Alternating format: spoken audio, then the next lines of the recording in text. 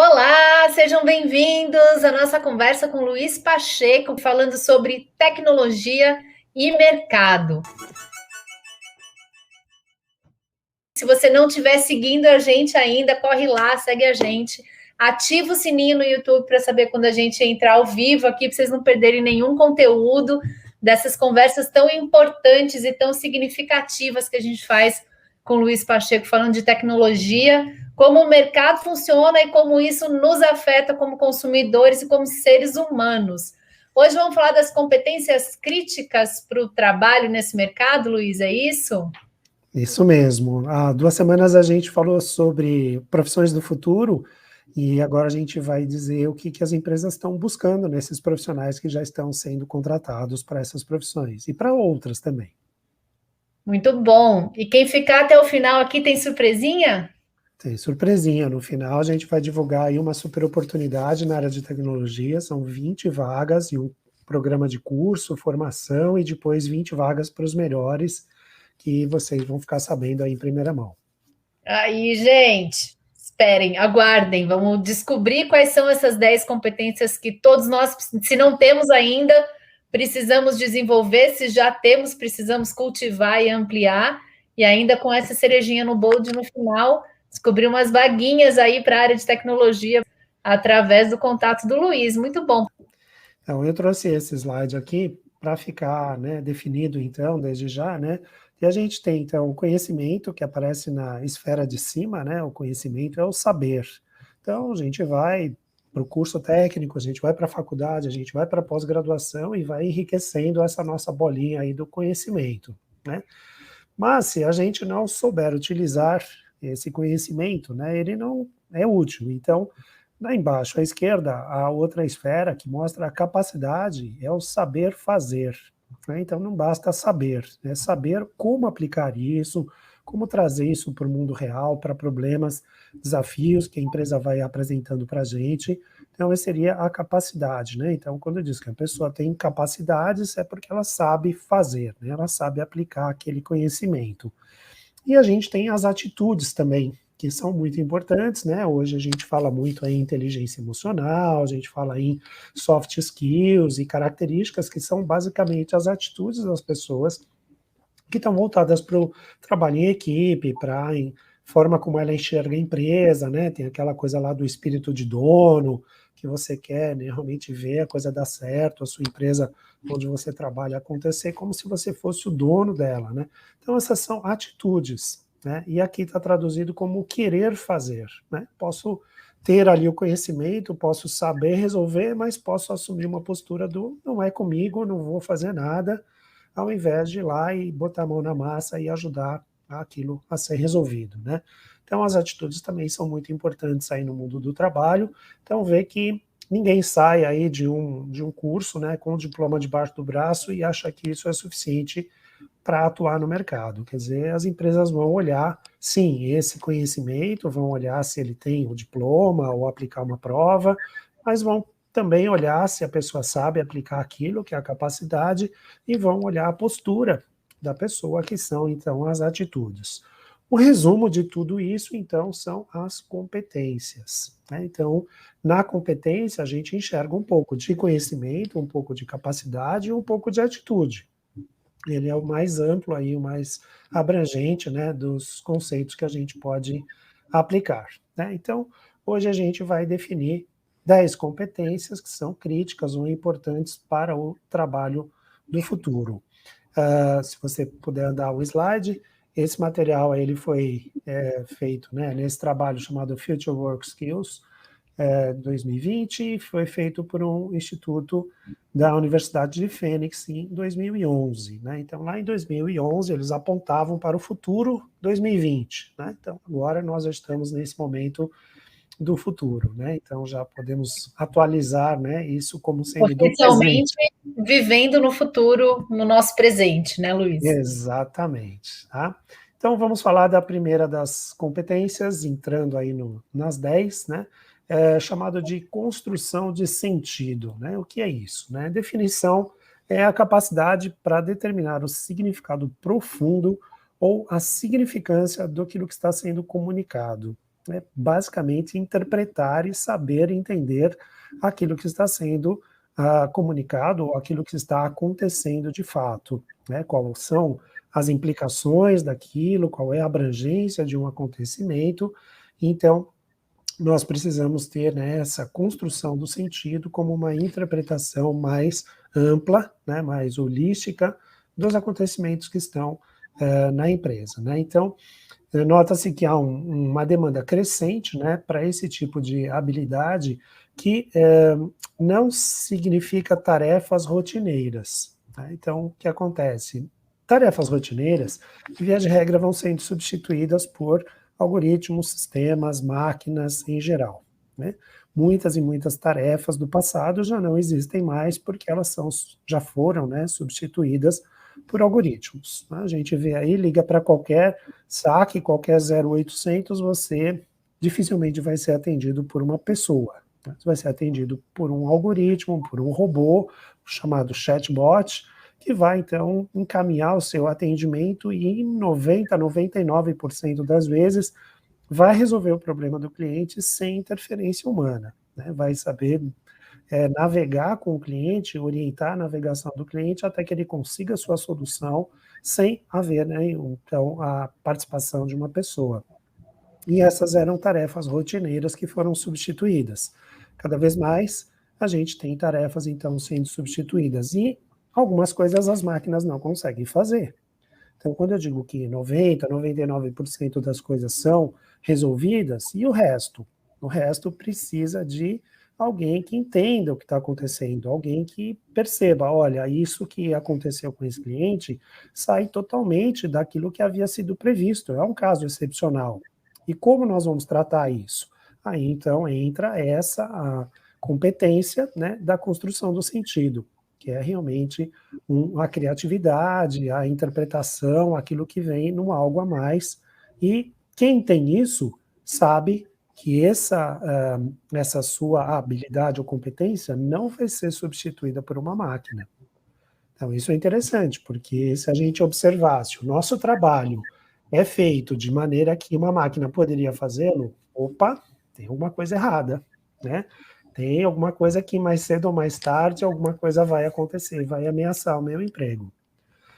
Então, essa é a primeira competência, né, a construção do sentido, essa possibilidade aí dessa interpretação mais ampla e de criar, então, insights únicos e que sejam utilizados e úteis para a tomada de decisão nas empresas. Ok. Podemos ir para a próxima? Podemos ir para a próxima. A próxima, então, é a inteligência social, né? A capacidade de conectar-se a outras pessoas, né, de forma direta e profunda, para sentir e estimular reações e interações desejadas, né? Conheço Então, um monte de gente que tira 0 aí na prova de inteligência social. pois é, É né? difícil medir essas competências, né, Luiz? É difícil, mas se você coloca as pessoas numa dinâmica, por exemplo, você já percebe facilmente como é que acontece essa interatividade, né? Mas é na vida, né? Não é numa prova, é no dia a dia, né? Que você vê. Ah, sim, com certeza, mas eu diria que uma entrevista, né, um processo de seleção que aplique dinâmicas, já consegue enxergar como que as pessoas se relacionam com os outros, como é que aparecem os perfis, né, se aparece então a vontade de querer ajudar, se aparece a liderança, quais são, né, vamos dizer, os perfis ou os papéis que são mais evidentes nas pessoas, e isso tem, então, muito a ver com essa inteligência social, né? É interessante que isso tem um pouco de empatia, né? Quando a gente diz a capacidade de conectar-se com o outro de forma direta e profunda, né? Quer dizer que existe um interesse genuíno pelos demais, né? E não apenas aquele, olá, tudo bem, como vocês estão hoje, né? E todo mundo tem que responder, estamos bem, né? Estou bem, está tudo bem. Porque se alguém disser não estou bem, parece que destoa, né? Isso não é o interesse genuíno, né? O interesse genuíno é realmente você dar atenção para a pessoa, ou perceber que a pessoa não está bem aquele dia, e, de repente, até liberá-la, né, de uma reunião, liberá-la do trabalho naquele momento em que ela precisa focar em resolver um problema familiar, um problema de saúde, um problema pessoal, e ao invés disso, muitas vezes as empresas ou os gestores, né, acabam não percebendo isso ou passando por cima desse tipo de ocorrência, né, e que prejudica muito mais o trabalho da pessoa e da própria equipe, né, porque todo mundo fica mal com essa situação, né? Imagina se você tem ali um colega de trabalho, você sabe que está passando por uma situação difícil e o chefe está lá tripudiando em cima da pessoa, ao invés de ajudá-lo, ao invés de reconhecer isso e ajudar a pessoa, né? Então, isso é de todos para todos, né? Não é só do chefe para os seus comandados, mas de todas as pessoas espera-se, então, essa inteligência social, né? Permitir realmente que as pessoas, né, acessem as emoções dos outros, entendam as emoções dos outros e as suas próprias, né? Conheçam a si próprio e, com isso, possam conhecer as emoções dos próximos, né, dos colegas que estão ali e talvez dos grupos maiores que são formados, né? Hoje nós temos grupos formados por disciplinas diferentes, né? Então, para você desenvolver um projeto, você tem o pessoal de tecnologia, o pessoal jurídico, o pessoal de marketing, o pessoal comercial, junta ali todo mundo. Às vezes essas pessoas vêm de culturas diferentes, de cidades, estados ou até países diferentes. E todos estão ali trabalhando remotamente, talvez virtualmente, né? Formando uma equipe de trabalho. Então, esse squad, né, esse time, precisa estar unido e precisa usar esse tempo de trabalho de forma construtiva, né? Então, é importante que a gente tenha realmente essa atenção com as diferentes culturas e personalidades das pessoas. Perfeito, muito bom. Vamos para o terceiro. O terceiro é o pensamento inovador e adaptativo. Aqui é a capacidade de pensar e propor soluções e respostas além daquilo que é rotineiro ou baseado em regras. Não é para sair da regra, né? Não é breaking all the rules, mas a ideia é que a criatividade aflore, né? E que exista realmente esse pensamento inovador e um pensamento adaptativo ou resiliente, né? Nós estamos o tempo todo mudando, as regras mudam a todo momento, né? Hoje mesmo, aqui na cidade de São Paulo, nós tivemos, no estado de São Paulo melhor, né? Novas medidas aí sobre abertura ou flexibilização, como costumam chamar, né? Então, toda hora nós estamos ali vivendo uma realidade diferente, né? Fecha tudo, fecha em determinados horários, abre parcialmente, coloca rodízio noturno de carros, agora volta ao rodízio original. O tempo todo nós temos que nos adaptar, né, para que a nossa vida continue. E nas empresas não é diferente. Então, é muito valorizado hoje em dia, né, o profissional que saiba realmente ter esse pensamento inovador, conseguir olhar o ambiente, né, e dali extrair a inovação. Então, acho que aquela coisa do mindset, né, da inovação, o mindset inovador, que é o que é buscado pelas empresas hoje em dia, né? E Nossa, como o Covid, né, Luiz, não só a cidade foi impactada e a gente teve que nos adaptar, né, rodízio e tudo, como você falou, mas as empresas que conseguiram continuar foi porque os seus funcionários, os seus colaboradores conseguiram adaptar, né? Teve muita gente que não conseguiu e não sobreviveu. Não, com certeza, tem no ramo de alimentação aí muitos restaurantes que passaram a se especializaram em delivery, né? Todo o e-commerce teve um crescimento muito grande, as empresas de entregas em geral tiveram um crescimento muito grande, uma necessidade de especialização, de entregas na última milha, né? Entrega até a porta do cliente, que antes não acontecia. Muita coisa aconteceu por conta disso, né? Fora o desenvolvimento todo na área da saúde, né? As vacinas, todas essas coisas foram inovações muito grandes, né? Se nós não tivéssemos essa inovação, não teríamos aí a redução das taxas de infecção, de mortalidade, como estamos vendo em todo o mundo, né? Por conta de tantas vacinas que foram desenvolvidas num tempo recorde, como nunca havia se visto anteriormente na história recente da humanidade. Então, isso é ver como isso é realmente importante, né, ter esse pensamento inovador. E aí podemos ir para a quarta, que é saber lidar com a diversidade e com as diferenças culturais, né?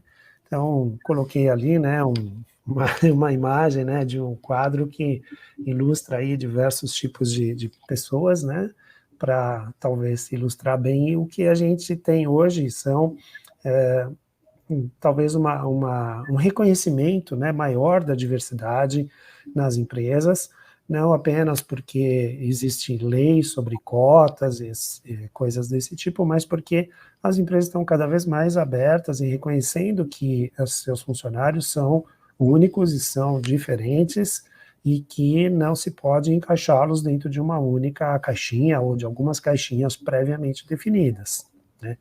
E isso é muito importante, que não seja apenas uma atitude da empresa, mas que seja uma atitude de todas as pessoas, né? Então, as pessoas têm que trabalhar com seus pares, reconhecendo ali as suas diversidades, as suas preferências, as suas orientações, as suas culturas, e entendendo que não existe certo e errado, existe o que cada um tem, né, de bagagem, de experiência, de preferência, e que aquilo deve ser respeitado tanto quanto a sua, né, bagagem, experiência e interesses.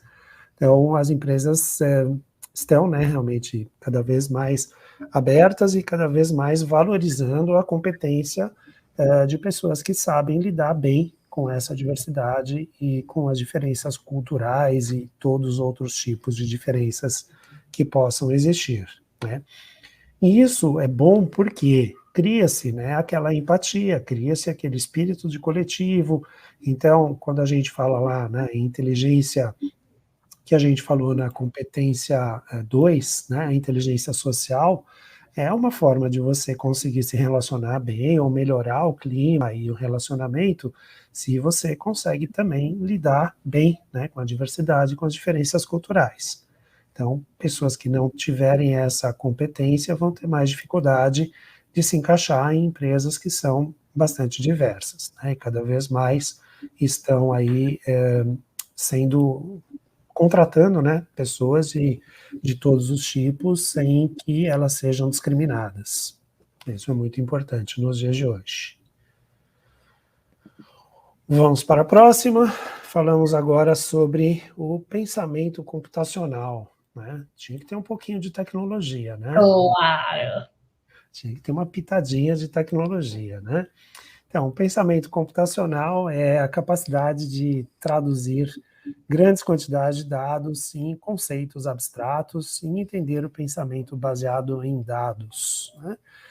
O pensamento computacional, ele envolve alguns passos, na verdade, né? Você identifica um problema, então a primeira coisa é você entender do problema, conhecer genuinamente o que está em torno daquele problema, depois você normalmente divide o problema em problemas menores, aí você ataca esses problemas menores, um de cada vez, e verifica se as soluções dos problemas menores podem ser vistas, né, de forma abstrata, se elas podem ser generalizadas. Então, a partir do momento que eu encontrei uma solução e essa mesma solução se aplica também nos outros problemas menores, e eu consigo abstrair isso, eu junto tudo numa solução única e sei a partir daí que outros problemas semelhantes poderão ter a mesma solução. Então, essa abstração e generalização, ela não apenas é utilizada para resolver o problema que está sendo atuado, mas serve para outros problemas que vão vir no futuro. Então, esse é um bom resumo aí do pensamento computacional.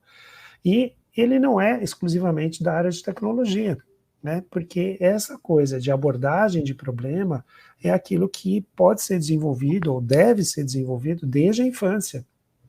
Então, quando a gente verifica que em algumas escolas e outros países do mundo, né, se ensina técnicas de programação, nem que seja com Scratch, com robótica, Lego e coisas desse tipo, né, o objetivo maior disso não é que aquelas pessoas venham a trabalhar na área de tecnologia, é desenvolver exatamente esse tipo de raciocínio, para que quando elas forem trabalhar em qualquer profissão, elas saibam abordar problemas dessa maneira.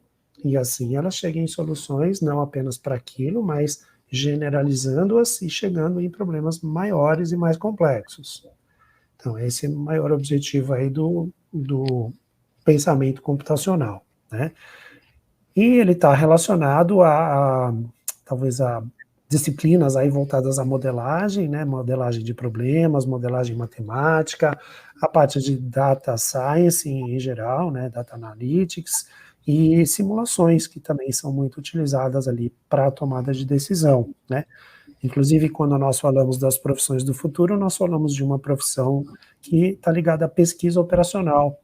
E a pesquisa operacional trabalha exatamente com essas coisas, com a modelagem matemática, com a análise de dados e com simulações. Então, é uma das competências aqui que está diretamente ligada a uma daquelas profissões do futuro que a gente falou naquela outra live que a gente fez. Tá? Seguindo, nós vamos para a fluência em novas mídias, né? Então, a gente tem um ambiente hoje multimídia, cada vez mais multimídia, né? E quando a gente pensa assim, multimídia é apenas aquilo que a gente vê no computador, aquilo que a gente vê no formato de imagem em movimento, que são os vídeos, de música, né? E a gente pode ampliar isso para a realidade aumentada, realidade virtual, realidade mista, hologramas. Então, hoje nós temos já uma infinidade de multimídias, né? Nós podemos ampliar aí os nossos sentidos, de certa forma, enganar o nosso cérebro, né? Com essas multimídias que acabam trazendo uma percepção de realidade diferente e muito mais completa. Né? Então, hoje eu consigo fazer um show, né? Com um holograma de um artista que já morreu, né? Então, tem aí acontecido já alguns eventos, né, musicais com hologramas de artistas que não estão mais entre nós, né? Já deve ter visto, Carol, um painel, né, que existe aí numa cidade na Ásia, não lembro exatamente em qual país, né, que tem lá uma simulação de ondas, né? Nossa, é lindo, gente. Dá até medo, né? Da água, parece que vai cair em você. E tem outras versões, né? Tem um leão que sai da tela, as pessoas se assustam quando o leão parece que quebra aquela vitrine e avança para fora, né? Então você tem ali muitas possibilidades multimídia, né? E essa diversidade de mídias, né, tem que ser traduzidas e entendidas por quem vai trabalhar na empresa, porque elas são ferramentas de comunicação. Né? Não diria apenas de marketing, mas elas são ferramentas de comunicação.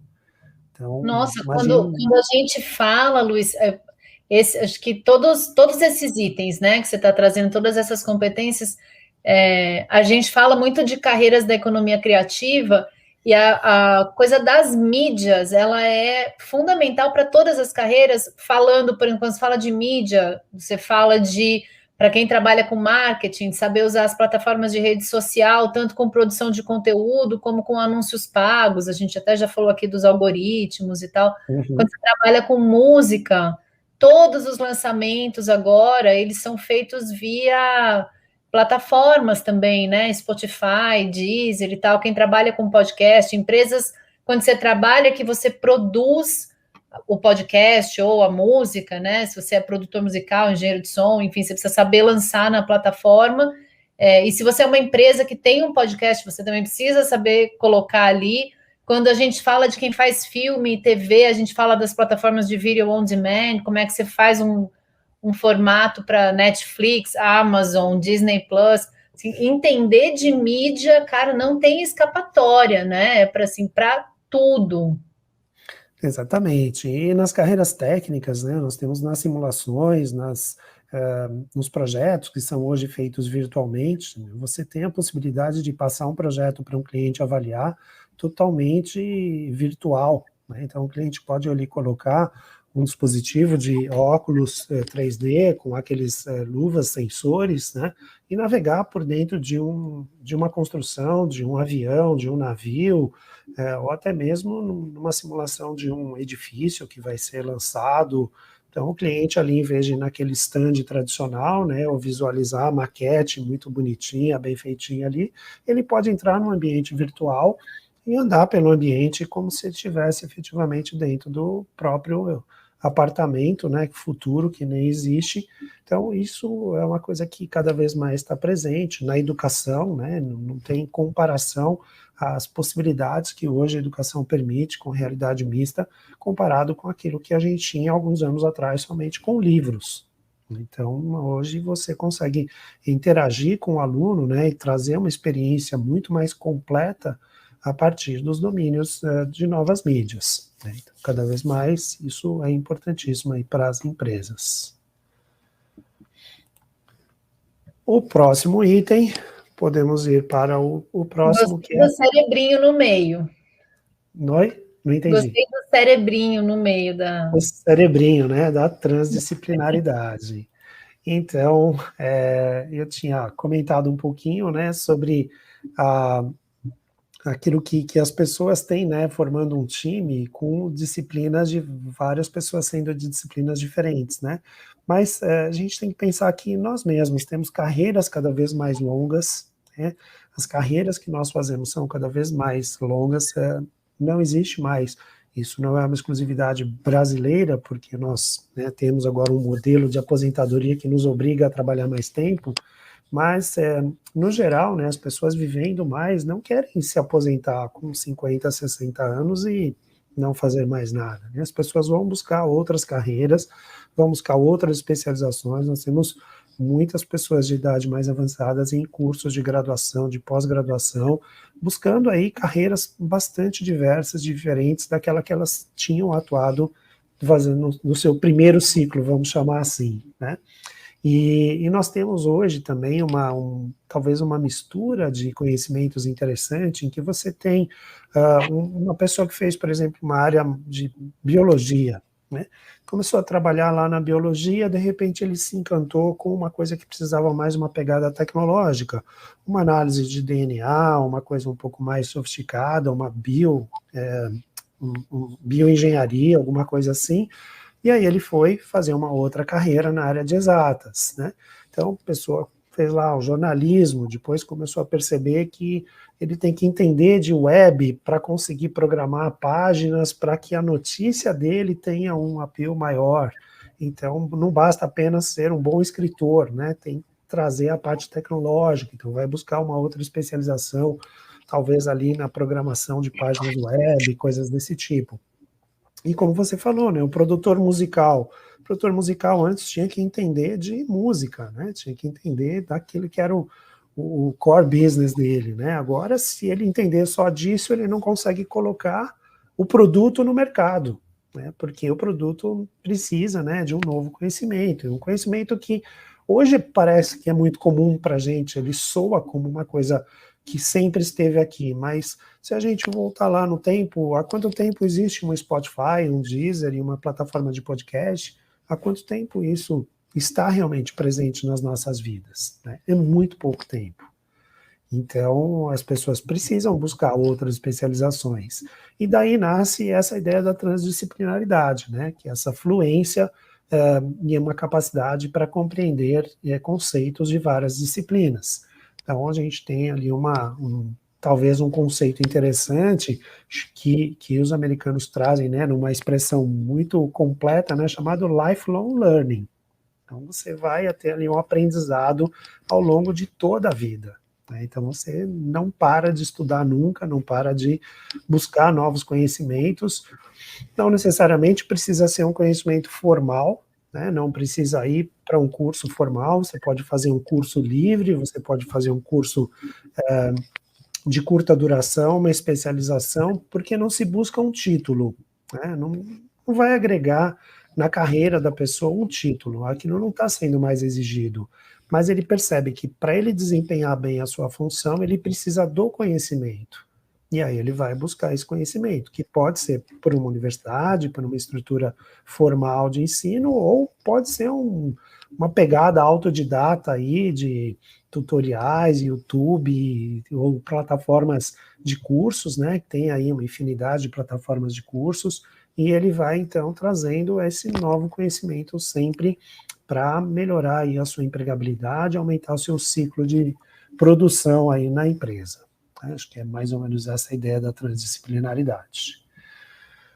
Bom, o oitavo, a gente fala sobre um modelo mental focado em design, né? O que é isso? É uma capacidade de representar e desenvolver tarefas e processos de trabalho para os resultados esperados. Então, na verdade, o design aqui, ele trabalha com a ideia de produto, né? Daquilo que é o seu objetivo. Então, como que você tem um modelo mental focado em design, né? Talvez a gente aproxime aí uma metodologia, uma abordagem chamada Design Thinking, em que nós temos, né, essa abordagem utilizada por empresas para desenhar novos produtos e serviços, em que basicamente saem de um modelo atual, passando por uma verificação de que o mercado precisa, né, que seria a parte da empatia, da ligação com uma conexão com o mercado, com o cliente, e o entendimento das dores que estão ali, né, envoltas naquela questão. A partir daí vai para a ideação, que é ter as ideias do como solucionar esse problema. Depois é feito um protótipo, esse protótipo é colocado à prova, e essa etapa pode retornar a uma nova ideação. Caso o protótipo não esteja adequado, ele volta para a reformulação, e uma vez que o protótipo tenha o seu aceite, né, no mercado, aí então ele vira, né, um produto, é encapsulado como um produto ou serviço e é colocado no mercado, né? Mas veja, nós podemos usar essa abordagem para outras coisas. Podemos usar essa abordagem para resolver um problema dentro da empresa. Então, eu estou com um problema de logística, por exemplo. Como eu vou resolver esse problema? Bom, preciso entender quais são as dores. Então, saber que o problema existe, eu sei, mas quais são exatamente as facetas que estão envolvidas nesse problema de logística? Então, o problema é de atraso de entrega, o problema é de não conseguir cobrir as distâncias. Quando o cliente clica lá no meu e-commerce e coloca o CEP dele e diz assim, desculpe, não atendemos essa região, né? Ou o problema chega com avarias, ou não chega, é extraviado no meio do caminho. Qual é o problema de logística, afinal? Então vamos entender, né? Vamos conversar com os clientes, vamos entender quais são as dores. A partir daí nós vamos ter ideias. Eu vou trocar de fornecedor, vou criar uma empresa de logística, não vou depender de mais ninguém, vou fazer entrega por drones, eu vou modificar a forma de entrega agora, vou ter centros de distribuição mais próximos dos clientes. São ideias. Eu vou colocar isso no protótipo e vou colocar para verificar se isso atende os clientes. E uma vez que atende, eu implemento e virou então um produto ou serviço, ou eu resolvi o meu problema, né? Que era o que se buscava. Então, essa abordagem, né, de modelo mental focado em design é isso que as empresas estão valorizando, é passar por etapas, né, que visem a resolver um problema com essa mentalidade de design, né, de ter ali um projeto de desenvolvimento que pode ser usado, então, para qualquer coisa, né, não apenas para novos produtos ou serviços, mas para alcançar resultados quaisquer que sejam, né? A empresa precisa melhorar seu resultado financeiro, precisa vender mais, ou precisa ter custos menores, ou precisa ter menos funcionários, ou precisa melhorar a sua produtividade, seja o que for. A gente pode usar esse modelo mental para conduzir, então, projetos, né, que vão levar à situação desejada ou requerida pelo mercado. Tá? E aí, para a nona, a gente vai para o gerenciamento da carga de conhecimento, né? O que é a carga de conhecimento, né? A gente está falando que o conhecimento é importante, que a gente vai buscar novas especializações e novos conhecimentos, mas, na verdade, a gente é muito exposto a conhecimento de forma que nunca antes a gente havia sido exposto dessa forma. Então, quero aprender alguma coisa, né? Quero fazer uma receita nova, estou com vontade de comer alguma coisa nova, abro lá o YouTube, tem lá N receitas sobre como fazer aquilo. Antes eu não tinha essa possibilidade de, né, ter ali as receitas a minha... apareceu aqui uma palavra que eu não conheço, deixa eu ver o que ela significa, vou lá, faço uma busca no Google, tenho lá um dicionário que exemplifica essa palavra. Poxa, eu queria saber se alguém conserta o pé do meu sofá que quebrou. Faço lá uma busca, conserto de pé, eu posso ver quem conserta, eu posso ver como consertar sozinho, eu posso ver que materiais se utiliza para isso, ou seja, é muito conhecimento que está muito próximo da gente, né? E se a gente não souber fazer um filtro, o que acontece é que a gente vai ser bombardeado de tanta forma por conhecimento que ele vai trazer um efeito inverso.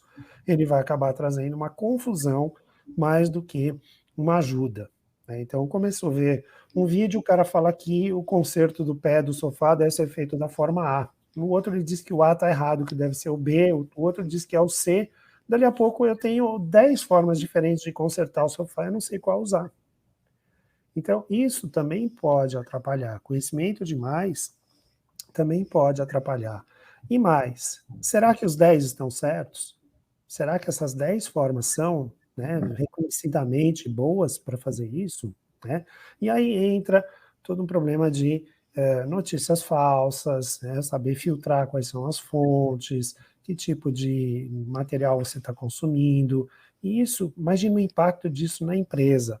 Né? Imagina um funcionário trabalhando numa empresa e acessando uma notícia falsa sobre o mercado onde essa empresa atua. Né? Imagina o que ele pode trazer ali de carga negativa relativa a uma notícia falsa. Olha, a empresa vai fechar porque aconteceu, olha, vocês não viram o mercado, o que está acontecendo isso, isso, isso. Olha, eu ouvi dizer que a empresa está sendo comprada e nós vamos todo mundo perder o emprego aqui, não sei o quê. Então, se a gente não souber fazer filtros, né, então, que esse gerenciamento da carga de conhecimento é justamente, né, desenvolver suas próprias técnicas para fazer filtros, para saber quais informações são importantes para você. Né?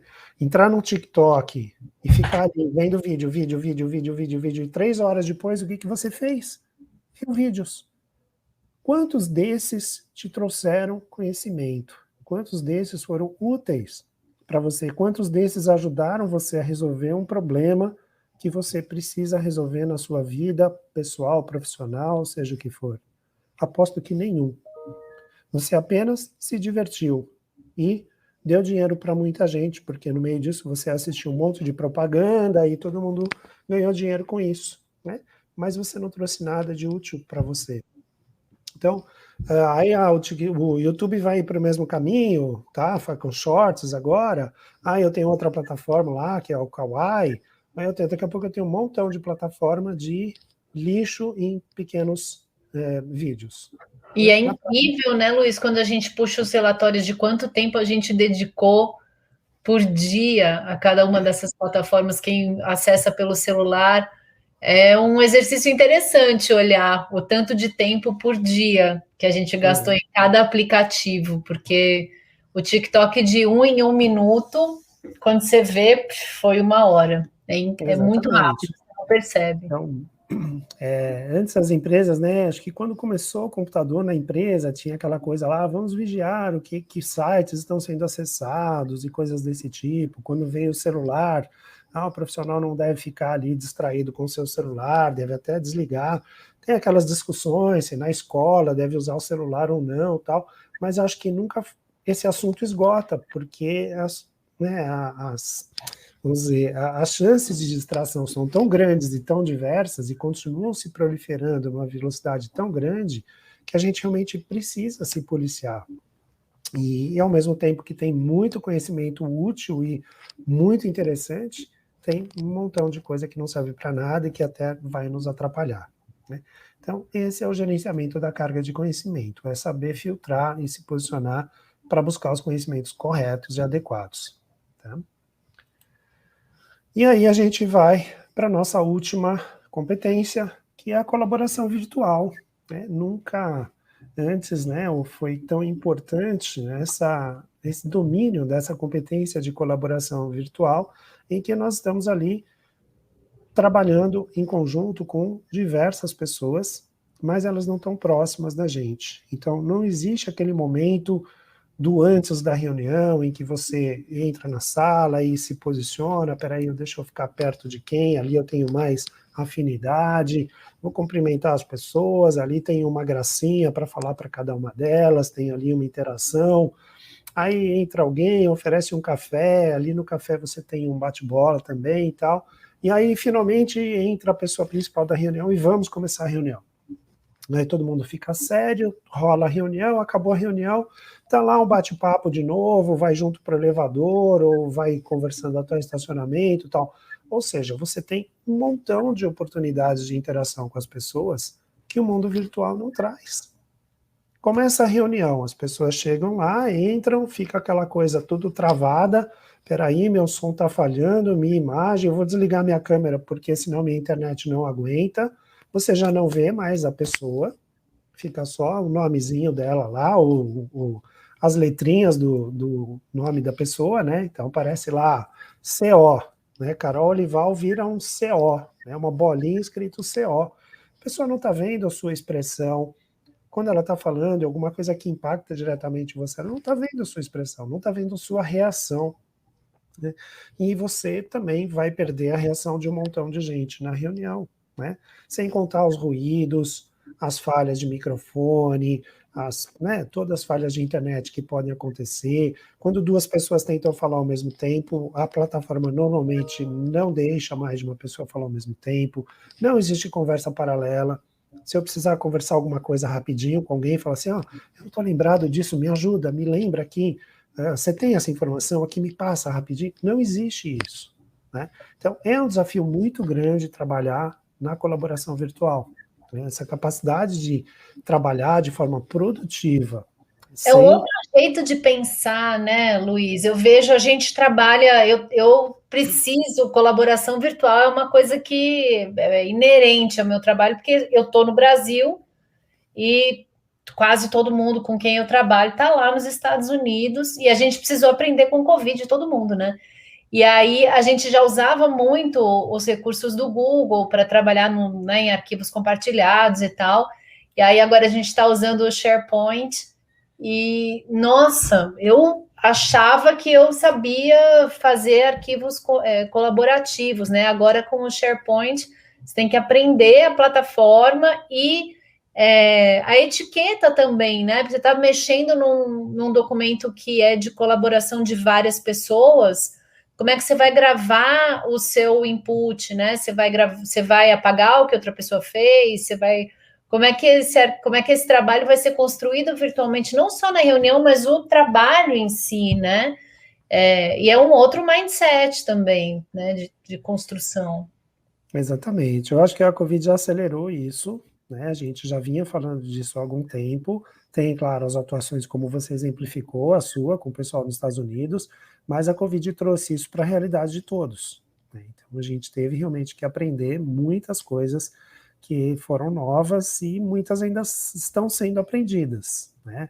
E esses ambientes também mudam, né? Como você falou, hoje é o SharePoint, amanhã não gostamos, vamos mudar para o Google. Daqui a pouco, Aprende tudo vamos... de novo. Gente, e as plataformas? A reunião vai ser no Microsoft Teams, ou vai ser no Google Meeting, ou vai ser no Zoom, ou vai ser direto no WhatsApp, ou ainda vai ser uma reunião de dinossauros com o Skype. Exatamente. Então, com o Skype não vai ser mais, porque acabou.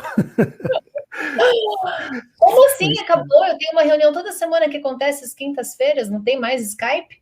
Não tem mais. O Skype for Business acabou. Ah, não, tá, o for business, mas o normal tem, né? Porque às vezes são Ah, tá. consultores, professores e tal, que só tem. E eu faço ainda, assim, toda vez, por exemplo, o Skype, eu tenho que baixar toda vez que eu vou usar, porque o meu computador não guarda ele. Não sei se é alguma coisa de incompatibilidade de versão, mas é um parto. Então, deixa eu ver qual que é a plataforma dessa reunião, deixa eu ver se eu tenho que baixar isso, deixa eu ver se eu tenho um plugin para não sei o quê, para compartilhar a tela, para compartilhar som. A gente acostuma, mas no começo essa coisa do lifelong learning, né? Você tem que desenvolver essa capacidade de aprender sempre. Exatamente. E aí, cada uma plataforma, o botãozinho de desligar está num lugar, de compartilhar está no outro. Né? Então, você fica ali tendo que aprender muitas coisas, né? E essa do compartilhamento de documentos também é outra coisa que desafia a gente todo o tempo, né? Pasta compartilhada, dá compartilhamento, dá direito para a pessoa, não dá, tira, põe. Nossa Pois é. Senhora, coisas que desafiam mesmo. Bem, então essas são as 10 competências aí para o trabalho do futuro, mas que já é presente, né? Porque isso era projeção de 2011 para 2020, então já é hoje. E como a gente disse, a Covid acelerou muito isso, né? Principalmente essa da colaboração virtual. E agora, como prometido, para quem ficou até o final, a gente traz então algumas oportunidades, são 20 vagas aí de júnior ou trainee, né? Na BRQ Digital Solutions, uma empresa da área de tecnologia, e traz então aí uma possibilidade de capacitação, de treinamento, é um programa contínuo de treinamento que a BRQ traz, e de acordo com a sua entrada e o seu desempenho, você então pode estar sendo aproveitado na própria empresa. Então essas 20 vagas são para entrada nos cursos, e você faz o curso e depois dá continuidade, então, se você tiver ali as competências adequadas, né, de acordo com o que nós vimos, e aquilo que a empresa busca para ser, então, contratado. Então, tanto pode ser contratado como estágio, então, se você está ainda no meio do curso, pode ser contratado como estágio, pode ser contratado como CLT, caso já tenha concluído o curso. Não existe definição, limitação de idade, tá, para todas as idades. E para essa primeira parte, a disponibilidade exigida é apenas estudar das 14 às 18 horas, de segunda a sexta. Tá? Então, é bem tranquilo, né, para uma apresentação inicial aí. E na próxima página a gente vê alguns cursos, né, alguns temas dos cursos, e eles colocam nesse mapinha ali mês de formação, em que o curso é ofertado, e o mês de contratação. Então, para quem entrar agora em agosto, por exemplo, você vai ter turmas de .NET, né? Então, vai aprender programação .NET, Microsoft, mês de formação agosto, mês de contratação setembro, né? Se você não for contratado em setembro, pode, de novo, continuar a fazer ali o Java em setembro para contratação em outubro, ou pode ir para o próximo, que é mobile Android, e assim sucessivamente, né? Então, é um programa contínuo, e é uma empresa que está há 28 anos no mercado, né? Tem bastante know-how aí, bastante reconhecimento, né? Sites como o GPTW, o Glassdoor, considero ali uma das melhores empresas para se trabalhar. A empresa tem mais de 3 mil funcionários, trabalham no sistema de home office, né? Ou como eles chamam ali de anywhere office, né? E tem vários tipos de tecnologia, até como os cursos ali já sugerem, né? Desde o velho COBOL até coisas mais recentes ali, como o mobile, tanto para ambientes Android quanto iOS, né? Então, quem tiver interesse nessa vaga, tem ali no portal vagas.com o título, o código da vaga, né? V2193071. Entra lá no Vagas, procura por esse título e, atenção, a vaga encerra dia 30/7. Então, corre lá para fazer a sua aplicação, para não perder essa oportunidade. Perfeito, muito bom, com direito à surpresona no final, né? Com É vaga isso e aí. tudo. Muito legal, muito obrigada, Luiz. Acho assim fundamental que a gente primeiro entenda o que é uma competência, né? Que a gente precisa saber executar, não é só ler, é saber a implantação na prática, né? E ter implantado, ou estar pronto para implantar. E acho que tudo isso que você mostrou reflete muito o que a gente está vivendo, né? Os desafios. Acho que quem olha para o Covid e fala, nossa, sofri com o Covid, é porque não tinha, sofri assim, corporativamente, né? É porque essas competências não estavam bem desenvolvidas, porque se a gente olhar tudo que foi inventado, criado, reformado, revisto, né? Tem muito a ver com profissionais que navegam bem nessas capacidades todas, né? Muito legal. Muito obrigada, Luiz. Temos tema já para comentar para a semana que vem aqui, para convidar nossos participantes para ficarem ligados na gente para o papo de quarta-feira da semana que vem? Temos tema sim, nós vamos falar sobre ética. Mas como Uia! assim? Ética? Vamos a um papo de filosofia? Não, ética na inteligência artificial e nos algoritmos que estão sendo desenvolvidos aí, que estão decidindo coisas por nós. e que talvez a questão ética precise ser muito debatida e muito discutida ainda. Então, esse é o tema da semana que vem. Importante, gosto muito. Acho que a gente não pode só olhar o lado do tanto que a gente está criando, mas a gente tem que olhar como a gente está criando também. Muito bom. Lembrando que o professor Luiz Pacheco tem o canal dele no YouTube, que é o nome dele. Fala aí seu nome completo, que tem mais um nome, né, Luiz, no meio. Luiz Fernando Pacheco Pereira. Mais 2 nomes no meio. Luiz Fernando Pacheco Pereira. Para você que quer se aprofundar mais nesses temas todos e ficar ainda mais em contato com o Luiz, vão lá no YouTube, Luiz Fernando Pacheco Pereira, não percam a oportunidade. Até, Carol, beijo.